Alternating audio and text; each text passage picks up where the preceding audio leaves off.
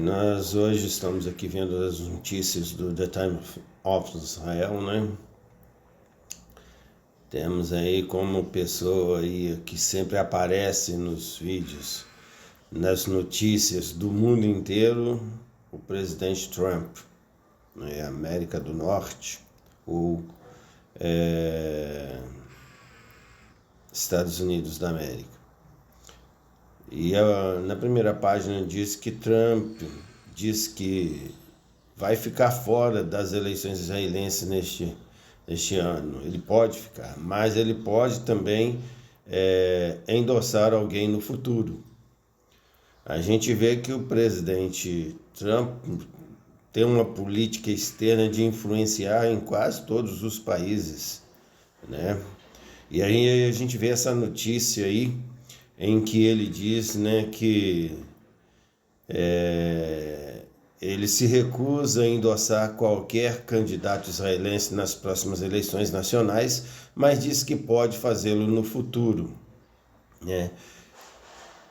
Diz o presidente Trump: eu acho que é mais apropriado para mim ficar fora das eleições israelenses, mas posso endossar alguém, colocar alguém do meu interesse, disse o repórter da Fox News, Trace Ingstein, que Trump lhe disse em um telefonema nesta manhã. Trump tem sido notavelmente próximo do primeiro-ministro Benjamin Netanyahu. Embora a dupla tenha entrado em conflito sobre várias questões nos últimos meses, inclusive sobre faixa de Gaza, retirada da faixa de Gaza, sem que aconteça o real desarmamento do Hamas, né? E também a retirada do sul do Líbano, sem o real desarmamento do Hezbollah. O exército, segundo entendimento israelense, o exército libanês, ele não consegue desarmar o Hezbollah, não consegue resolver o problema da crise do sul do Líbano, onde o Hezbollah tem ainda muitos focos e atacado o norte de Israel. E isso é um problema para essa retirada de Israel, tanto do Líbano quanto da faixa de Gaza. E aí há discordância entre Benjamin Netanyahu e o presidente Trump, porque o presidente Trump quer que ele se retire desses locais, mas o acordo é que Israel se retirasse após o desarmamento desses grupos conhecido por Israel como terrorista, porque coloca em perigo a nação de Israel, né? Trump tem sido notavelmente próximo ao presidente-ministro Benjamin Netanyahu, embora a dupla tenha entrado em conflito sobre várias questões nos últimos meses. Trump exigiu repetidamente e publicamente que o presidente Isaac Herzog concedesse a Netanyahu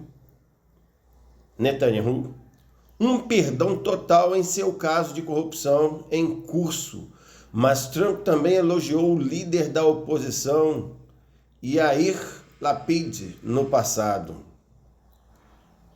É complicada a política de Israel, né? E a política do Trump também, né? É bem complicado, né?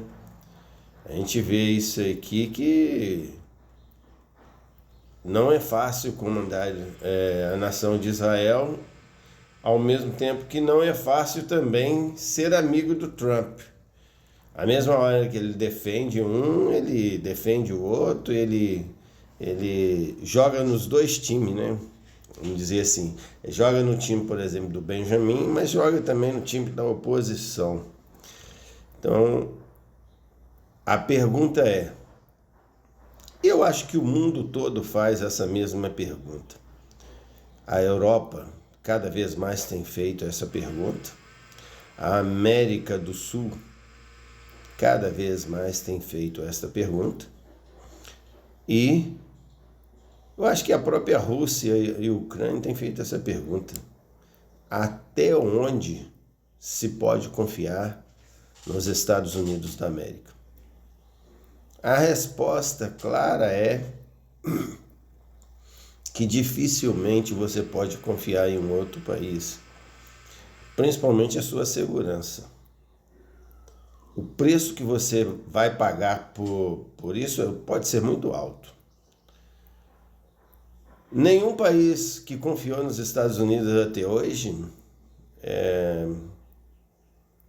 pode-se dizer que foi satisfatório.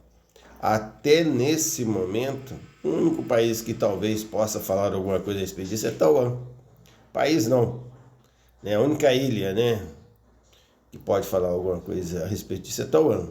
Mas há um interesse dos Estados Unidos de defender Taiwan? Ou a China é precavida para não acontecer com ela o que está acontecendo atualmente com a Rússia?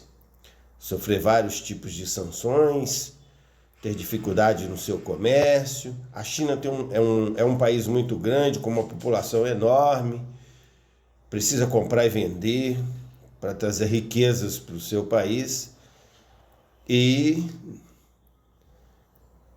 talvez a China tenha um pouco de medo de invadir Taiwan e acontecer com ela o mesmo que está acontecendo com a Rússia, né?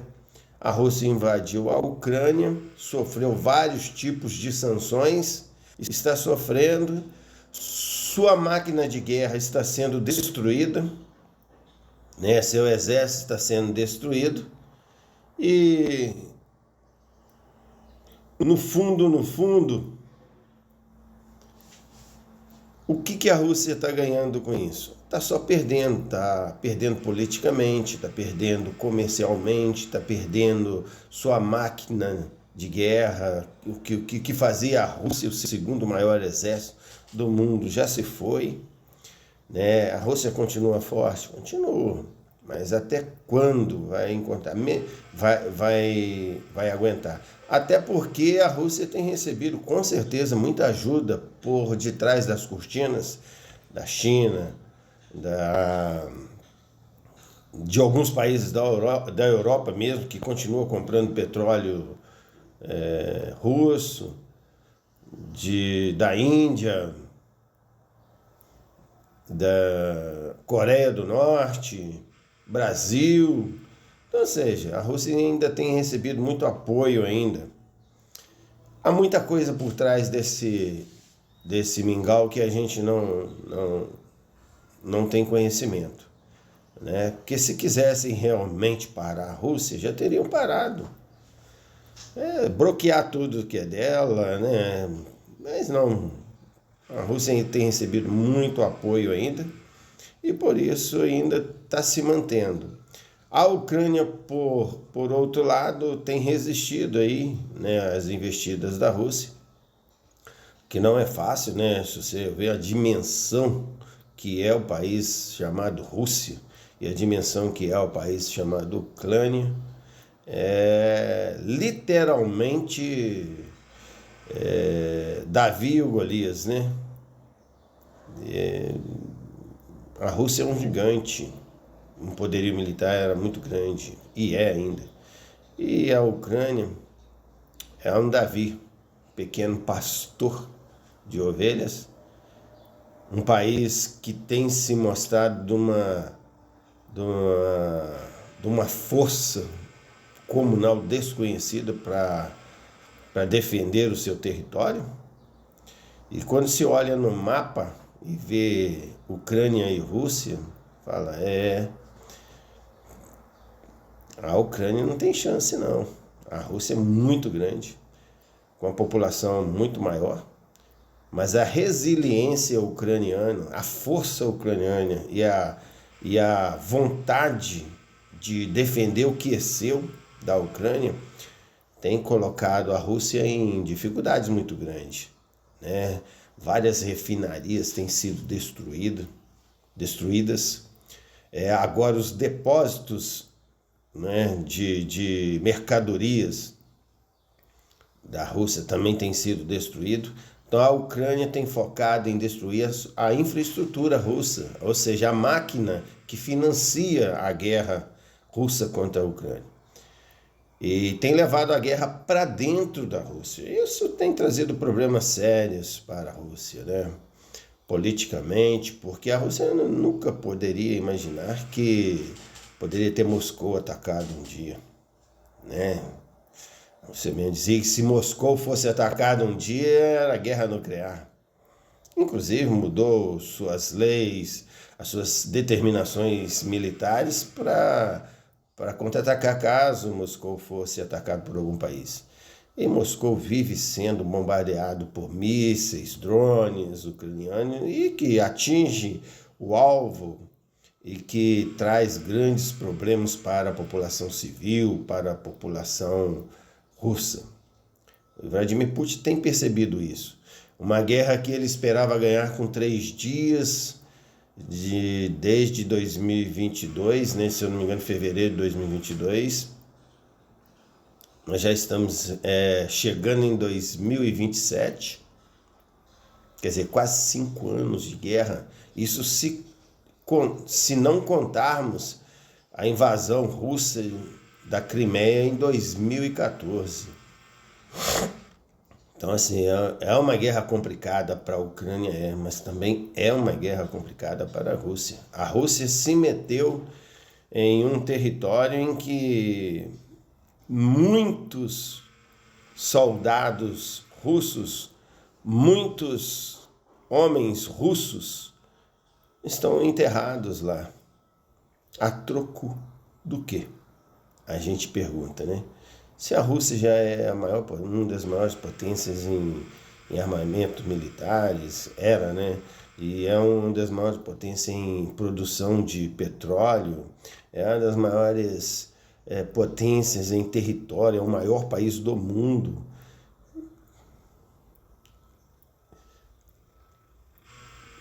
Quer reviver aquele império?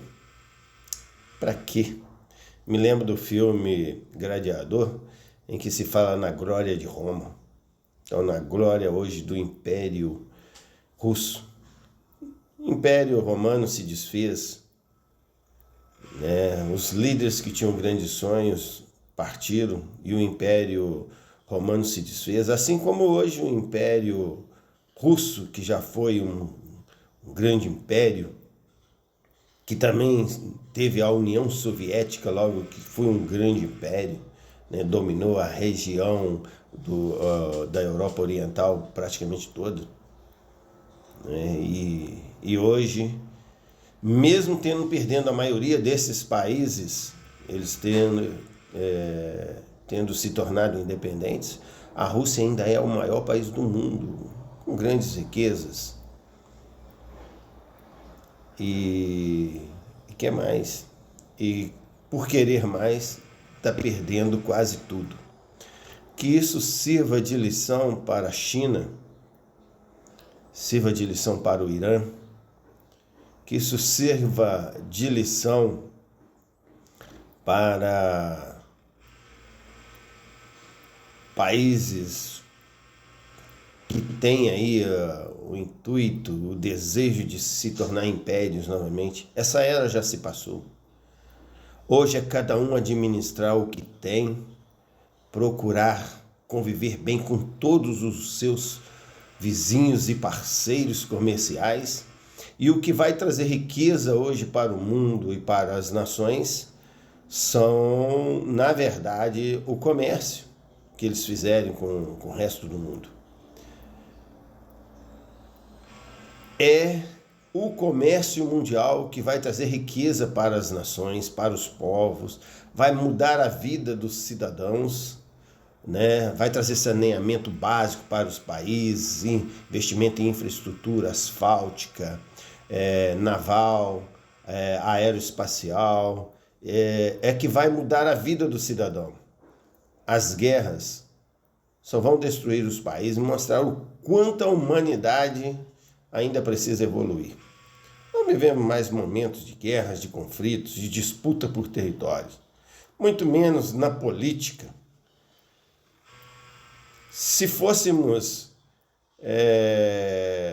pensar que todos nós somos passageiros, que ainda que os ditadores dominassem o seu país e trabalhassem seu país no período seu de vida,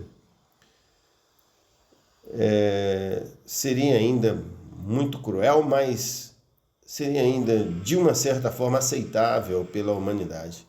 O problema é que mesmo os ditadores, eles não aceitam que eles tenham um fim e que tudo aquilo que eles lutaram e construíram termine.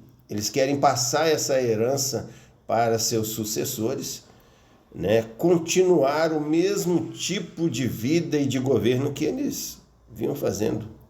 Não vai dar certo. Venezuela, o Chávez não conseguiu passar por Maduro.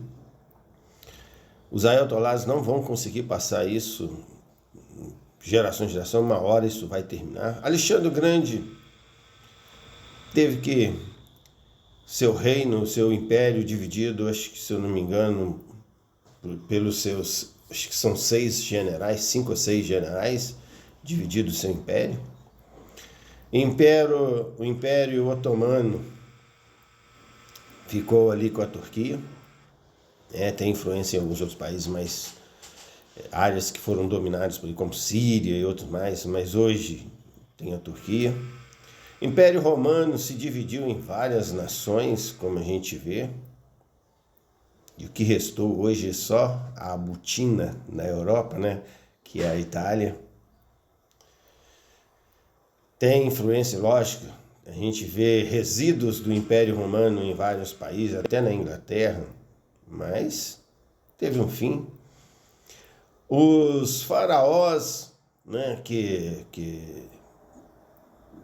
reinaram por mais de 2000 anos antes de Cristo, né, que a gente vem acompanhando a evolução dos grandes faraós, todos morreram e os seus reinos foram divididos, e o que restou hoje é o Egito, daquele tamanhozinho que é lá hoje. Então, brigas por território, por terra, acho que já se foi isso. Hoje é comércio internacional, pode ter até influência política em outros países, né, que não deveria ter, mas acaba tendo. Os mais ricos, né, acabam influenciando os países mais pobres e impondo algumas políticas a esses países. Tudo bem, até aí uma hora se rebela, mas seja sutil, né, para não se levar em guerras, né? Agora, aquele que quiser permanecer no poder eternamente, com certeza terá problema no mundo de hoje, né? E o Trump não é diferente. O Trump tem tentado dominar o mundo todo, usando uma política de comércio. Ele já percebeu também que uma guerra igual no Afeganistão não é o ideal. Uma invasão hoje por terra completa no Irã é perda de tempo. Vai acontecer o mesmo que aconteceu lá no Afeganistão, né? Iraque e outros países mais aí que foram invadidos, como Vietnã. Nenhum povo, por mais simples que esteja, ainda que ele tenha uma funda para lutar, ele conhece o seu território e vai fazer resistência a qualquer invasor no seu território. Isso é a sua força. Afeganistão, por exemplo, vivia nas montanhas, no meio das pedras, mas quando os americanos falarem em sair, com 3 dias eles tinham dominado todo o Afeganistão novamente. Uma vergonha para os Estados Unidos, uma potência, assim como foi uma vergonha no passado para a Rússia, também outra potência que perdeu também a guerra no Afeganistão. Então, o que nós vemos hoje?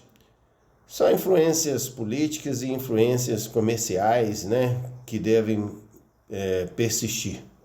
Invasão de território, esqueça.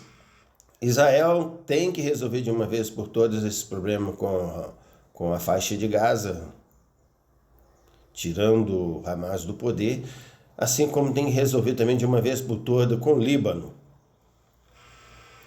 com o sul do Líbano, retirando o Hezbollah do poder. Como fazer isso? Se ele ceder às pressões dos Estados Unidos, com certeza que um dia vai ser atacado de novo, tanto pelo Hamas na faixa de Gaza, quanto pelo Hezbollah no sul do Líbano. Israel tem que resolver isso de uma vez. Tem que tirar o poder desses grupos e resolver a questão. No Líbano talvez seja um pouco mais difícil porque é bem armado o Hezbollah, mas mais fácil porque tem uma liderança legal, uma liderança constituída para que possa, com suas forças armadas, assumir o lugar do Hezbollah. Agora, o presidente libanês também tem que demonstrar sua força, tem que pedir apoio aos países como os Estados Unidos que querem que faça a paz ali, receber apoio militar, apoio tudo, para poder desarmar o Hezbollah, senão não vai conseguir. O Hezbollah é forte, não só no sul do Líbano, mas em grande parte do Líbano, talvez até na capital do Líbano, né? É muito forte. Então, é difícil de resolver. Já na Palestina, Israel precisa resolver o que ele vai fazer com a Palestina, se ele vai tornar a Palestina parte de Israel e realmente acabou, e assume o poder, coloca ali os seus prefeitos, né, suas autoridades constituídas e extermina logo com o Hezbollah, tira toda a resistência do Hezbollah, desarma ele, ou se ele vai permitir que tenha um governo palestino, uma parte palestina ali, e aí o Hezbollah vai sobreviver mesmo e ele terá problemas no futuro novamente. A política hoje que a gente vê constituída tanto pelo Hezbollah, quanto pelos Houthis, quanto pelo Irã, quanto pelo Hamas na Palestina, é de extermínio de Israel. Então Israel nunca vai ter paz, né? Isso o presidente Trump precisa ter em mente também. Israel nunca terá paz se não resolver esses problemas definitivamente. Desarmar o Hezbollah e o exército libanês assumir o sul do Líbano, mas com poder para combater o Hezbollah, com apoio internacional para combater o Hezbollah. Senão não vai, ele não tem, já está demonstrado que o exército libanês não tem força suficiente para combater o Hezbollah. E também resolver a questão palestina, né? Ou torna um Estado e dá total liberdade ao Estado para poder fazer as suas políticas internacionais, comandar sua fazenda, da autonomia, né, da liberdade e etc. Ou então já domina a faixa de Gaza, inclui-se ao Estado de Israel, tira todo o poderio do Hamas, coloca autoridades de Israel ali para poder comandar. Senão, Israel terá sempre problema naquela região. Já os Houthis é uma história para uma outra conversa, que ali está muito próximo da Arábia Saudita, já era para a Arábia Saudita, como é uma potência regional, já ter resolvido também aquele problema dos Houthis. E não consegue. É aquilo que a gente fala.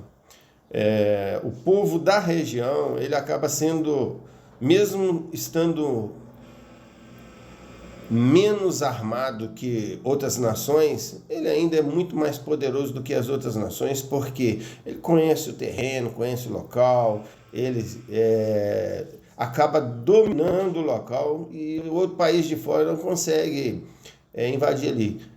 Para resolver o problema tinha que ser uma guerra civil e o próprio povo do Iêmen, por exemplo, lutar contra os Houthis ali naquela parte do Iêmen que está sendo dominado por eles, e retirá-los do poder. Fora isso, é muito complicado. Você vê, a Arábia Saudita não conseguiu, os Estados Unidos também não deve ter interesse nisso aí, e aí está ficando. Mas o Houthis fica para uma próxima conversa, né? Importante é que a gente sabe que o Trump influencia em todas as eleições para que os candidatos que sejam eleitos sejam favoráveis à política americana.